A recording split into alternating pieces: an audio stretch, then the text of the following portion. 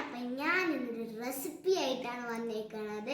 ഈ ലോകത്തെ എല്ലാവർക്കും ഇഷ്ടമുള്ള കാര്യമാണ് പഴംപൊരിയാണ് ഇന്ന് ഉണ്ടാക്കാൻ പോകുന്നത്.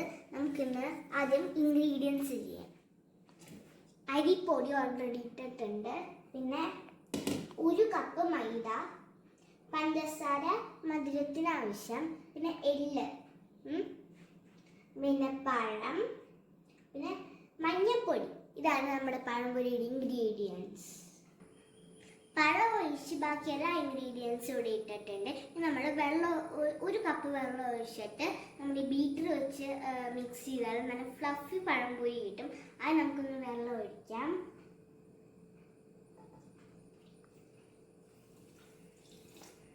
നമ്മൾ വെള്ളം ഒഴിച്ചിട്ടുണ്ട്. നമുക്ക് ബീറ്റർ വെച്ച് അടിക്കാനല്ലേ. അപ്പം ഞാൻ അങ്ങനെ വെള്ളം ഒഴിച്ച് നമുക്ക് ബീറ്റർ വെച്ച് അടിക്കാം.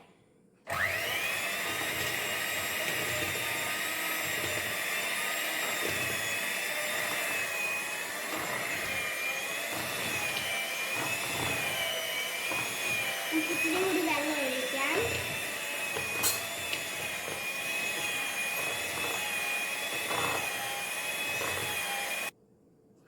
ഞാൻ ഒരു പൊടിക്ക് ഉപ്പും പിന്നെ 2 ഗ്ലാസ് വെള്ളം ഒഴിച്ചിട്ടുണ്ട്. നമുക്കൊന്നും കൂടി ഒന്ന് ബീറ്റർ വെച്ച് മിക്സ് ചെയ്യാം.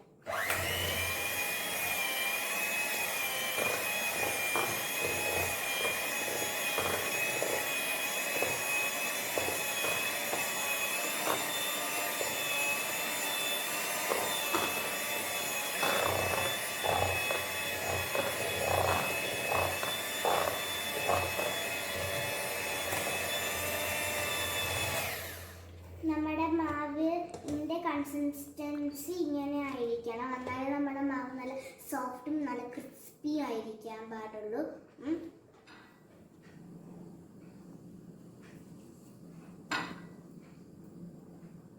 ഇങ്ങനെ വേണം നമ്മുടെ മാവ്. പഴംപൊരിയുടെ പഴം ഇങ്ങനെ ആയിരിക്കണം. ഓക്കെ,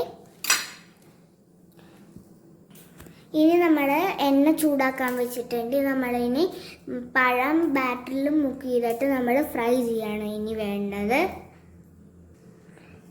അപ്പോൾ എണ്ണ ചൂടായിട്ടുണ്ട്. നമുക്ക് പഴം ബാറ്ററിൽ മുക്കിയിട്ട് നമുക്ക് പഴം ഫ്രൈ ചെയ്യാം.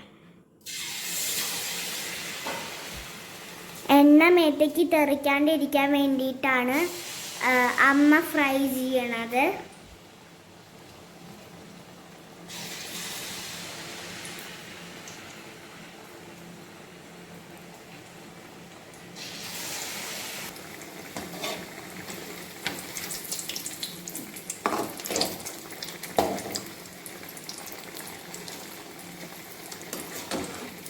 നമ്മുടെ എണ്ണയ്ക്ക് നമ്മൾ അധികം എണ്ണ ഇടാൻ പാടില്ല. നമ്മൾ ഇത്തിരി എണ്ണ ഇട്ടാൽ മതി.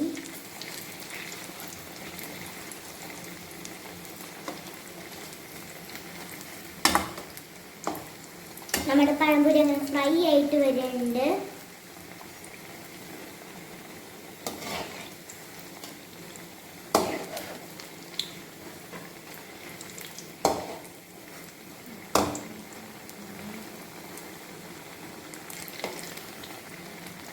അപ്പം നമ്മുടെ പഴംപൊരി അങ്ങനെ റെഡി ആയിട്ട് നമുക്കൊന്ന് ടേസ്റ്റ് ചെയ്ത് നോക്കണ്ടേ.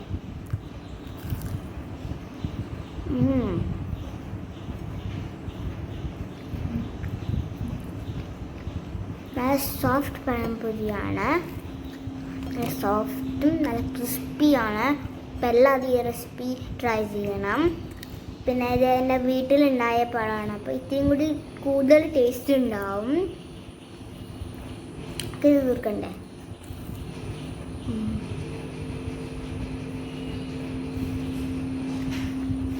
കഴിച്ച് കഴിഞ്ഞു. പിന്നെ കടയിൽ കിട്ടണ പോലത്തെ പഴം വലുതൊന്നുമല്ല, ചെറിയ പഴംപൊരിയാണ്. അപ്പോൾ ഇത് നല്ല ഉഗ്രൻ ടേസ്റ്റാണ്. നല്ല സൂപ്പർ സൂപ്പർ സൂപ്പർ ടേസ്റ്റ്. അപ്പോൾ ഇന്നത്തെ വീഡിയോ ഇത്രയുള്ളൂ. എല്ലാവർക്കും ഇഷ്ടപ്പെട്ടിട്ടുണ്ടെങ്കിൽ like, share, subscribe and comment. Bye.